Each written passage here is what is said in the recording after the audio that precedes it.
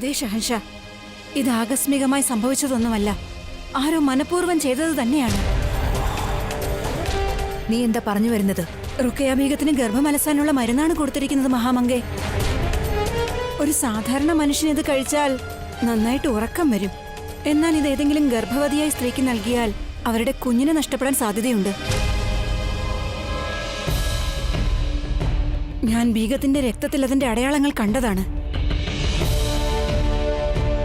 പിന്നെ ബീഗത്തിന്റെ ശ്വാസത്തിലും അതിന്റെ ഗന്ധമുണ്ടായിരുന്നു. ആരാണ് ഈ ക്രൂരത ചെയ്തത്?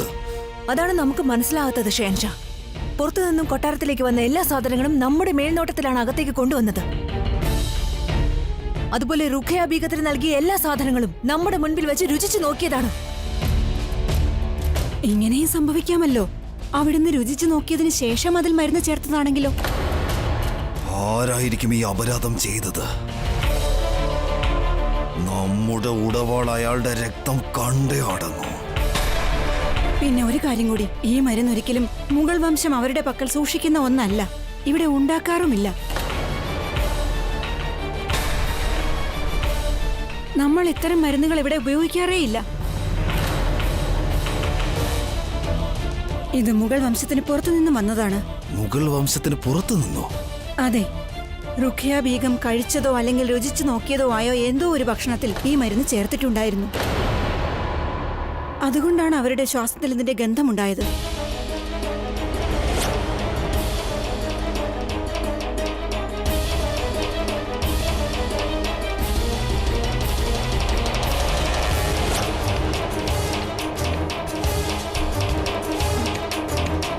ബേഗം റുഖിയ അവസാനമായി കഴിച്ചത് തെറ്റാണെങ്കിൽ ക്ഷമിക്കണം ഷെൻഷാ. പക്ഷെ ബീഗം റുഖിയയ്ക്ക് അവസാനമായി ബീഗം ജോധയാണ് അമീറിലെ കുങ്കുമപ്പൂ ചേർത്ത് പാല് നൽകിയത്. ഇവർ പറഞ്ഞതനുസരിച്ചാണെങ്കിൽ ഇത് പക്ഷേ ബീഗം ജോധ എന്തിനാണ് അത് ചെയ്യുന്നത്? അതെനിക്കറിയില്ല. എന്നാൽ മുഗൾ വംശത്തിന് തൊട്ടടുത്തുള്ള പ്രദേശങ്ങളിൽ ഈ മരുന്നുചെടി വളർത്താറുണ്ട്. സാധാരണയായി രജപുത്രരുടെ സ്ഥലങ്ങളിലാണ് ഈ മരുന്ന് നിർമ്മിക്കാറുള്ളത്.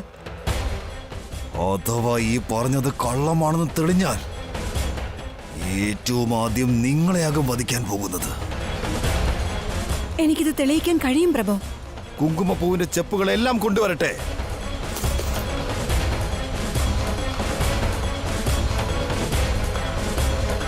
ഈ കുങ്കുമപ്പൂ ജോധ അവളുടെ സ്വന്തം കൈകൊണ്ട് റുഖിയയ്ക്ക് നൽകിയതാണ്. അവിടുന്ന് ഇത് പരിശോധിച്ചാലും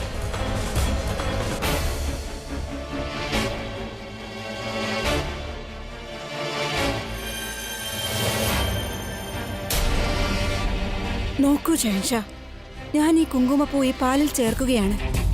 ഞാൻ പറഞ്ഞതനുസരിച്ച് അഥവാ ഇതിൽ മരുന്ന് ചേർന്നിട്ടുണ്ടെങ്കിൽ ഇത് കഴിച്ചു കഴിയുമ്പോൾ നന്നായി ഉറക്കം വരും. ശരി, ഇപ്പോൾ വെള്ളവും പാലും തിരിച്ചറിയാൻ സാധിക്കും.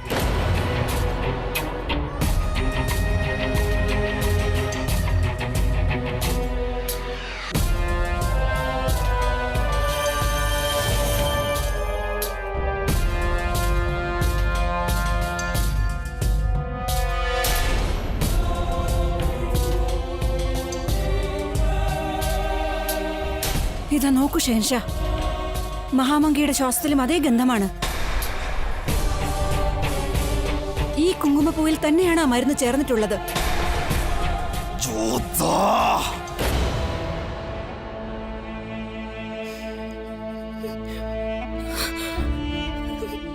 ബീഗം, പരിശോധിച്ച വൈദ്യത്തി ഉറപ്പിച്ചു പറഞ്ഞു ഈ ഗർഭം അലസിയത് അമീറിൽ നിന്ന് കൊണ്ടുവന്ന കുങ്കുമപ്പൂവ് കാരണമാണെന്ന്. അതിൽ നിന്നും മരുന്നിന്റെ അംശം കണ്ടെത്താൻ സാധിച്ചിരിക്കുന്നു. അത് ഗർഭസ്ഥ ശിശുവിന്റെ ജീവൻ എടുക്കാൻ കഴിവുള്ളതാണ്.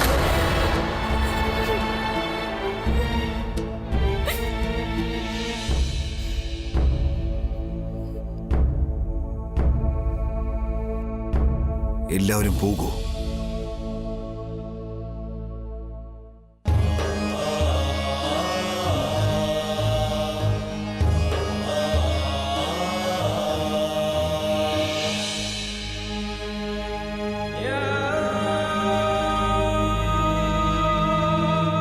വളരെ അസ്വസ്ഥനാണ് റുക്കിയ.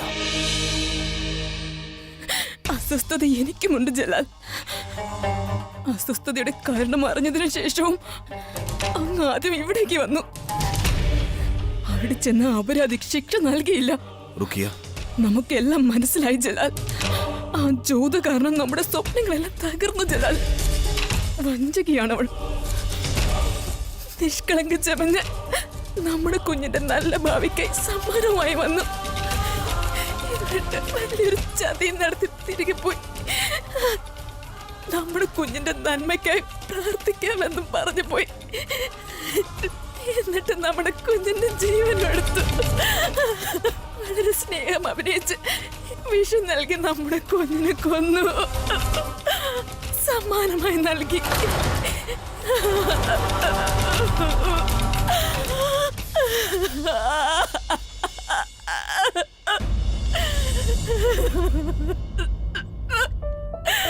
സ്വയം സമാധാനിക്കൂ റുക്കിയ. ആർക്കാണ് കുഞ്ഞിന് നഷ്ടമായത്? അവൾ എങ്ങനെയാണ് സഹിക്കുക? നമുക്ക് വേണ്ടത് ദയയല്ല, നീതിയാണ് ജലാൽ. ആ നീതി ആവശ്യപ്പെടുന്നത് ഒരു ബീഗം സ്വന്തം ഭർത്താവിനോടല്ല, പകരം ഒരു അമ്മ സ്വന്തം വംശത്തിന്റെ ഷെഹൻഷായോടാണ് ആവശ്യപ്പെടുന്നത്. നമുക്ക് നീതി ലഭിക്കണം. മരണത്തേക്കാൾ ഭീകരമായ ശിക്ഷ തന്നെ ലഭിക്കണം ആ അപരാധിക്ക്. ഇത്രയും ക്രൂരകൃത്യം ചെയ്തവർക്ക്. അവൾ അവളുടെ കളി പുറത്തെടുത്തു. ഞാൻ തോറ്റുപോയി. പക്ഷെ നമ്മെ താഴ്ത്തി കെട്ടാനായി നമ്മുടെ കുഞ്ഞിനെ തന്നെ നശിപ്പിച്ചു. നാം ഇതെങ്ങനെ സഹിക്കും ജലാൽ? നമുക്ക് നീതി ലഭിക്കണം ജലാൽ. ഇനി അപരാധി ജോധ ബീഗമായാൽ കൂടി നമുക്ക് നീതി കിട്ടേ തീരും ജലാൽ.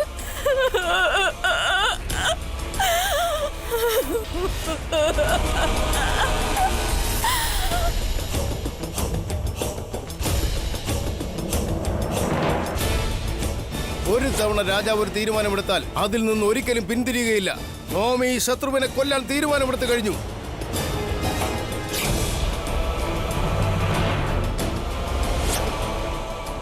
നമുക്കിതാണ് കാണേണ്ടത്. മനസ്സാണോ വിജയിക്കുക അതോ തലച്ചോറോ? അവൾ അങ്ങയുടെ വെറുപ്പാണ് ആഗ്രഹിക്കുന്നത്. എന്നിട്ട് അങ്ങ് അവളുടെ ആഗ്രഹം പൂർത്തിയാക്കാൻ പോവുകയാണോ ജലാൽ?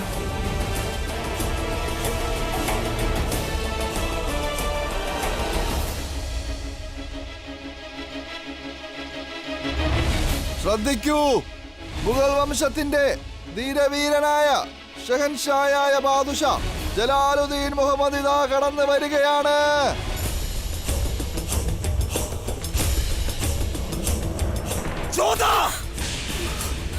അങ്ങ് ഈ സമയത്ത് ഇവിടെ നമ്മുടെ സമാധാനം ഇല്ലാതാക്കിയിട്ട് നീ ഇവിടെ സുഖമായി ഉറങ്ങുകയാണോ? എന്തു പറ്റി? നാം നിന്നോടാണ് ചോദ്യം ചോദിക്കേണ്ടത് ജോധ. എന്തിനാണത് ചെയ്തത്? നീ നമ്മയല്ലേ വെറുത്തിരുന്നത്? നമ്മോടല്ലേ പകരം വീട്ടാൻ ആഗ്രഹിച്ചത്? നമ്മെ വേദനിപ്പിക്കണമെങ്കിൽ നമ്മെ ആക്രമിക്കാമായിരുന്നില്ലേ? സ്വന്തം ജ്യേഷ്ഠന്മാരുമായി ചേർന്ന് ആ നിഷ്കളങ്കനായ കുഞ്ഞിന്റെ ജീവൻ എടുത്ത എന്തിനാണ് ഈ ഭൂമിയിലേക്ക് വന്നിട്ട് പോലും ഇല്ലാത്ത? അങ്ങനെ എന്തൊക്കെയാ പറയുന്നത് ഷെഹൻഷാ? നമുക്കൊന്നും മനസ്സിലാകുന്നില്ല. എല്ലാം ചെയ്തു കഴിഞ്ഞിട്ട് ഒന്നും അറിഞ്ഞില്ല എന്ന് അഭിനയിക്കാതിരിക്കൂ ജോധ. നമുക്ക് വിശ്വസിക്കാനാകുന്നില്ല നിനക്ക് ഇത്രയും നീച പ്രവൃത്തി ചെയ്യാനാകുമെന്ന്. സ്വന്തം ജ്യേഷ്ഠന്മാരോടൊപ്പം ചേർന്ന് നീ റുക്കിയ ബേഗത്തിന് കുങ്കുമപ്പൂവിൽ മരുന്ന് ചേർത്ത് നൽകി. കാരണം അവളുടെ ഗർഭത്തിൽ ഉണ്ടായിരുന്ന നമ്മുടെ കുഞ്ഞ് മരണപ്പെടാൻ. ഇല്ല, അങ്ങ് എന്താണ് പറയുന്നത് ഷെഹൻഷാ? നാം അങ്ങനെ എന്തിനാണ് ചെയ്യുന്നത്? നമ്മോട് പകരം വീട്ടാൻ വേണ്ടി, നമ്മെ വേദനിപ്പിക്കാൻ വേണ്ടി. നാം അങ്ങനെയൊന്നും ചെയ്തിട്ടില്ല. എല്ലാ കുറ്റവാളികളും പിടിക്കപ്പെടുമ്പോൾ ഇത് തന്നെയാണ് പറയുക ജോധ. പക്ഷെ അവരൊന്നും രക്ഷപ്പെട്ടിട്ടില്ല. നീയും രക്ഷപ്പെടില്ല ജോധ. പക്ഷെ നാം എന്താണ് ചെയ്തത്? നീ നമ്മുടെ കുഞ്ഞിനെ കൊന്നു. മറ്റു കുറ്റവാളികളെ പോലെ നീയും നമ്മെ പുറകിൽ നിന്ന് കുത്തുകയായിരുന്നു ജോധ. ആ കുങ്കുമപ്പൂവിൽ മരുന്ന് കലർത്തിയത് നീയും നിന്റെ ജ്യേഷ്ഠന്മാരും ചേർന്നാണ്. നിനക്ക് ഊഹിക്കാൻ പോലും കഴിയില്ല നാം നിന്നോട് എന്താണ് ചെയ്യുക എന്ന് ജോധ. നാം നിന്നെയും നിന്റെ ജ്യേഷ്ഠന്മാരെയും ആ അവസ്ഥയിലാക്കും. അമീറിലുള്ളവർ എന്നും ഓർമ്മിക്കുന്ന വിധത്തിൽ. നിനക്കൊന്നും തന്നെ പറയാനുള്ള യോഗ്യത ഇല്ല ജോധ. നിനക്ക് ശിക്ഷ ഏറ്റുവാങ്ങാൻ മാത്രമാണ് യോഗ്യത ഉള്ളത്. നമ്മുടെ കുഞ്ഞിനെ കൊന്നവളെ നാം സമാധാനമായി ജീവിക്കാൻ അനുവദിക്കില്ല, സമാധാനമായി മരിക്കാനും അനുവദിക്കില്ല.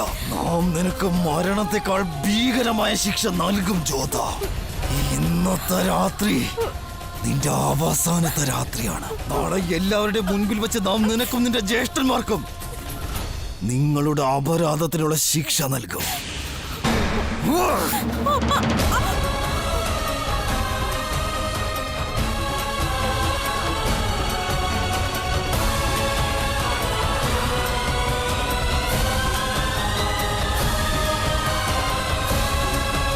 ഇത്രയും തരം താഴ്ന്ന പ്രവൃത്തി ചെയ്യാൻ ആർക്കാണ് കഴിയുക? അത് പറയുക പ്രയാസമാണ്. എന്നാൽ ജലാലിന് മനസ്സിലായി കഴിഞ്ഞു ആ മരുന്ന് എവിടെ നിന്നാണ് വന്നതെന്ന്. എവിടെ നിന്നാണ് മഹാമംഗ? അമീറിലെ കുങ്കുമപ്പൂവിൽ നിന്ന്. എന്താ? പക്ഷെ അവിടുന്ന് ആ കുങ്കുമപ്പൂവ് രുചിച്ചു നോക്കിയതല്ലേ? എന്നിട്ടും പിന്നെ എങ്ങനെ? നമുക്കിതിൽ യാതൊരു തെറ്റും പറ്റിയിട്ടില്ലെന്ന് എന്തായാലും തെളിയിക്കപ്പെട്ടു കഴിഞ്ഞു. പക്ഷേ രേഷം, നമുക്ക് ഈ കാര്യത്തിൽ വിഷമമുണ്ട്. ആരാണ് നമ്മെ പോലും കബളിപ്പിച്ചത്? ഇങ്ങനെയൊക്കെ നാമാണ് ചെയ്യാറുള്ളത്. പക്ഷെ നമ്മെ ഇപ്പൊ ചിന്തിപ്പിക്കുന്നത് ഇതാണ്: ആരാണ് നമ്മെക്കാൾ ഒരു പടി മുന്നിലായി ചിന്തിക്കുന്നതെന്ന്. തെറ്റ് ആരുടേതും ആയിക്കോട്ടെ, പക്ഷേ റുക്കിയ ബീഗത്തിനല്ലേ ശിക്ഷ അനുഭവിക്കേണ്ടി വന്നത്? വിഷമം എല്ലാവർക്കും ഉണ്ടാകും രേഷം. നീയും ജലാലിന്റെ മുഖം കണ്ടതല്ലേ? എന്ത് സന്തോഷവാനായിരുന്നു ജലാൽ. ജലാലിന്റെ വിഷമം നമുക്കും ഉള്ളിൽ അനുഭവിച്ചറിയാൻ സാധിക്കുന്നുണ്ട്. മുഗൾ വംശത്തിന്റെ വാതിൽക്കൽ വരെ എത്തിയതിനു ശേഷം സന്തോഷം എങ്ങോട്ടെന്നില്ലാതെ മറഞ്ഞുപോയി.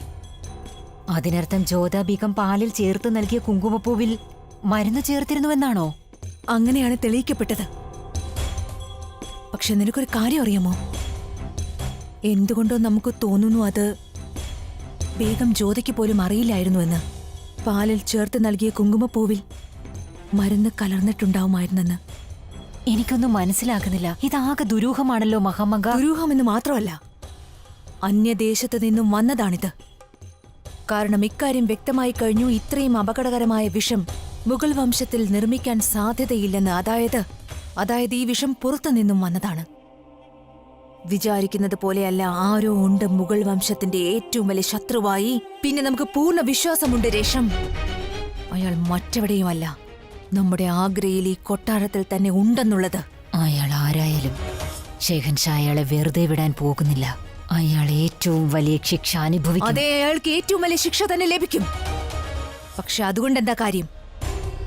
മുഗൾ വംശത്തിന്റെ അവകാശിയെ ഒരിക്കലും തിരിച്ചു കിട്ടുകയില്ലല്ലോ. പറയുന്നത് തെറ്റാണെങ്കിൽ ക്ഷമിക്കണം മഹാമംഗ. അവിടുന്ന് ആഗ്രഹിച്ചിരുന്നതല്ലേ റുഖയ ബീഗം ഒരിക്കലും അമ്മ മഹാറാണി ആകരുതെന്ന്? അതെ, നാം ആഗ്രഹിച്ചിരുന്നു റുഖയ അമ്മ മഹാറാണി ആകാൻ പാടില്ല എന്ന്. അതെ, നാം റുഖയെ എപ്പോഴും വെറുക്കുന്നുണ്ട്. പക്ഷേ നാം റുഖയുടെ ഗർഭത്തിലുണ്ടായിരുന്ന ജലാലിന്റെ കുഞ്ഞിനെ വെറുത്തിരുന്നില്ല. ജലാൽ നമ്മുടെ മകനാണ് രേഷം. ജലാലിന്റെ കുഞ്ഞിനെ നാം ഒരിക്കൽ പോലും നമ്മുടെ മുഗൾ വംശത്തിന്റെ അവകാശിയെ ഈ ഭൂമിയിലേക്ക് വരുന്നതിന് മുൻപ് ഇല്ലാതാക്കണമെന്നൊരിക്കലും ആഗ്രഹിക്കില്ല. നാം കുഞ്ഞുങ്ങളെ വെറുക്കാറില്ല, ഒരിക്കലും വെറുക്കാറില്ല. എന്നെ പടച്ചോനെ സന്തോഷം നൽകിയിട്ട് അത് തട്ടിയെടുക്കുകയും ചെയ്തു. എന്തൊരു വിധിയാണ് അങ്ങീ നൽകുന്നത്. എന്റെ പടച്ചവനെ, റുഖിയാകെ തകർന്നിരിക്കുകയാണ്. അവളോട് കരുണ കാണിക്കണമേ പഠിച്ചവനെ. ഇത്രയും വലിയൊരു അതിക്രമം, അതും ഈ കൊട്ടാരത്തിൽ. ഈ പ്രശ്നം ഈ കൊട്ടാരത്തിൻ്റെത് മാത്രമല്ല ബീഗം. ഈ പ്രശ്നം ഇപ്പോൾ രാജ്യത്തിൻ്റെത് തന്നെയായിരിക്കുകയാണ്. ജോധാ ബീഗവും ജ്യേഷ്ഠന്മാരും ചെയ്തത് ഒറ്റപ്പെട്ട സംഭവമല്ല, മുഗൾ വംശത്തിന് നേരെ തന്നെ പ്രയോഗിച്ച ആയുധമാണ്. എന്റെ പടച്ചവനെ, ഒന്നും മനസ്സിലാവുന്നില്ല. എന്റെ ഇക്കയ്ക്ക് പടച്ചവൻ എന്ത് കുറ്റത്തിനാണ് ശിക്ഷ നൽകിയതെന്ന്. നാം ഷെഹൻഷായോട് പല പ്രാവശ്യം ഇത് സൂചിപ്പിച്ചതാണ്. പക്ഷെ നാം പറയുന്നത് ആരും കേൾക്കാനാണ്? ഇപ്പൊ ഷെഹൻഷായ്ക്ക് മനസ്സിലായിട്ടുണ്ടാവും അമീറിന്റെ ഖജനാവ് തിരികെ നൽകിയതിലൂടെ അദ്ദേഹം എത്ര വലിയ തെറ്റാണ് ചെയ്തതെന്ന്. ആരെയാണോ ബന്ധുക്കളാക്കി കൂടെ കൂട്ടിയത് അവർ തന്നെയാണ് ഇപ്പോൾ ഷെഹൻഷായുടെ അവകാശി തന്നെയും ഇല്ലാതാക്കിയത്. ആരെയാണോ ശിരസിലേറ്റിയത് അവർ തന്നെയാണ് ഷെഹൻഷായ്ക്ക് ശിക്ഷ ഇപ്പോൾ നൽകിയത്. തെറ്റുപറ്റിയത് നമുക്കാണ്. അമീറിൽ വിജയം വരിച്ചതിനു ശേഷം 3 സഹോദരന്മാരെ ജീവനോടെ വിട്ടത്. എന്താണോ സംഭവിച്ചത് അത് നമ്മുടെ ഇഷ്ടപ്രകാരമാണ്. ഒരു വെടികൊണ്ട് 2 പക്ഷികൾ. ആഗ്രയുടെ മേൽ അവകാശം സ്ഥാപിക്കേണ്ടയാൾ പോയി. ഇനി ജോധാ ബീഗത്തിന്റെ കൂടെയുള്ളവരുടെ രക്തം കൊണ്ട് നാം നമ്മുടെ ഉടവാൾ കഴുകുന്നതാണ്. മഹാറാണി, ഷെഹൻഷാ ബീഗം ജ്യോതിയെയും അവരുടെ 4 സഹോദരന്മാരെയും വിചാരണയ്ക്കായി കൊണ്ടുവരാൻ ഉത്തരവ് നൽകിയിരിക്കുന്നു.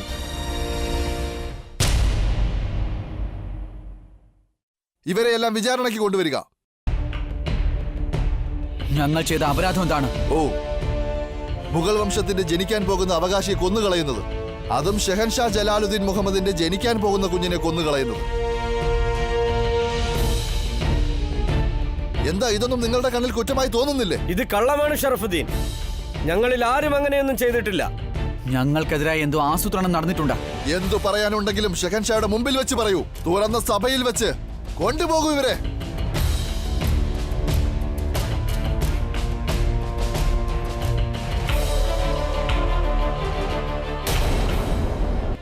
എന്താ സംഭവിച്ചത് ജോധ? റുഖിയ ബീഗത്തിന് സംഭവിച്ചത് ദുഃഖകരമാണ് മോത്തി. എന്നാൽ അകാരണമായി നമ്മിലും നമ്മുടെ കുടുംബത്തിന് നേരെയും വിരൽ ചൂണ്ടിക്കൊണ്ട് ഷെഹൻഷാ ചെയ്യുന്നത് വളരെ വലിയ തെറ്റാണ്. പെട്ടെന്നുള്ള കോപത്തിൽ ജ്യേഷ്ഠൻ എന്തെങ്കിലും ചെയ്യുമോ? ജ്യോത ബീഗം, അവിടുന്ന് ഞങ്ങളോടൊപ്പം വന്നേ തീരൂ. എവിടെ? സഭയിലേക്ക്. ഷെഹൻഷാ അവിടുന്നെയും അവിടുത്തെ ജ്യേഷ്ഠന്മാരെയും തടവിലാക്കി സഭയിൽ കൊണ്ടുവരാൻ ഉത്തരവ് നൽകിയിരിക്കുകയാണ്.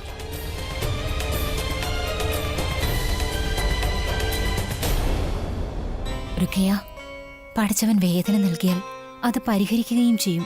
നമുക്ക് പഠിച്ചവനോട് എതിർപ്പൊന്നും ഇല്ല ഉമ്മ. ജ്യോതിയെ നാം എന്താണ് ചെയ്തത്? എന്തിനാണ് അവൾ നമ്മുടെ കുഞ്ഞിനെ നമ്മിൽ നിന്ന് അകറ്റിയത്?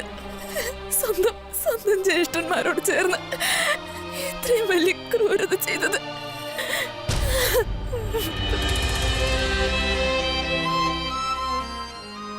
ആരാണോ ഈ ക്രൂരത കാണിച്ചത് നാം അവർക്ക് ഉറപ്പായും ശിക്ഷ നൽകും. മരണത്തെക്കാൾ ഭീകരമായ ശിക്ഷ. നാം ഇത് പറയാനാണ് വന്നത്. ജ്യോതിയും അവളുടെ ജ്യേഷ്ഠന്മാരെയും വിചാരണയ്ക്കായി കൊണ്ടുവരികയാണ്. എന്താണോ സംഭവിച്ചത് അതിൽ നമുക്ക് വിഷമമുണ്ട് ജലാൽ. എന്നാൽ നമുക്ക് പറയാനുള്ളത്, തീരുമാനങ്ങൾ എടുക്കേണ്ടത് ശാന്തമായ മനസ്സോടുകൂടി വേണമെന്നാണ്. ഷെഹൻഷാ, നന്നായിട്ടൊന്ന് ചിന്തിച്ചു നോക്കൂ. ജ്യോതിക്ക് അങ്ങനെ ചെയ്യാൻ സാധിക്കുമെന്ന് നമ്മുടെ മനസ്സ് ഇപ്പോഴും അത് സമ്മതിക്കുന്നില്ല. ഉമ്മ, ഒരുപാട് തെളിവുകൾ ഉണ്ട് അവർക്കെതിരായി.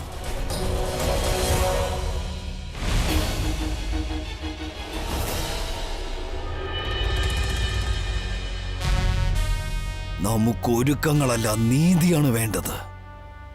കൊണ്ടുപോകൂ.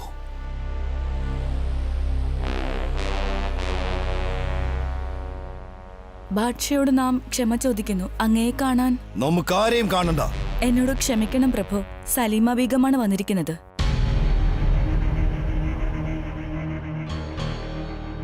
വരാൻ പറയൂ.